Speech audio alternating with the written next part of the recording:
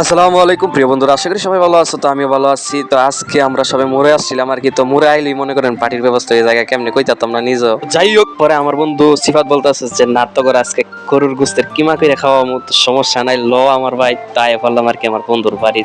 তো বন্ধুর বাড়িতে হিসাব পরে গরুর গোস্ত মোস্ত লইলাম আর কি। লইয়া দেখতেছেন যে কাটলাম, কাইটটা গুইটটা সবকিছু পাও কইরা তারপর মনে করেন কিমা করার লাগে মেশিনের ভিতরে দিয়ে দিলাম। যেই না মনে করেন মেশিনের ভিতরে দিছি সাইরা, তারপরে মনে করেন হয়ে গেছে গরুর গোস্ত একদম কিমা, মানে ঘোরা ঘোরা।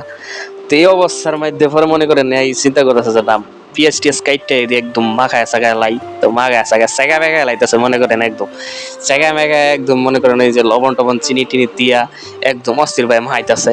তো বন্ধুর ভবিষ্যৎ মানে খুব আন্ধার, কি কই মানে খুব উজ্জ্বল, মানে বিয়া শাদী করলে সমস্যা নাই, বউয়ের কোনো চিন্তা ভাবনা করতে হবে না।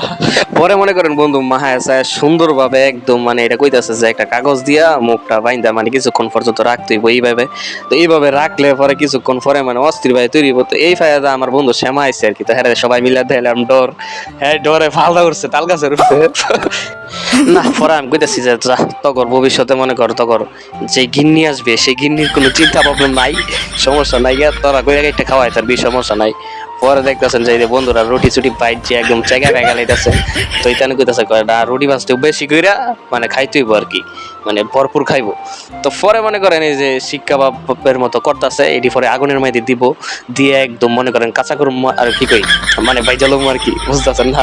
তো পরে মনে করেন অনেকক্ষণ ভাজা পড়ার পরে তারপরে আমরা রুটি দিয়া মানে ভিতরে দিয়ে একদম রোলের মতো বানায়া তারপরে মনে করেন আঙ্গর মানে হোলারের ভিতরে মানে আঙ্গর মেশিনের ভিতরে দিতেছি আর কি। না ভালোই লাগছে।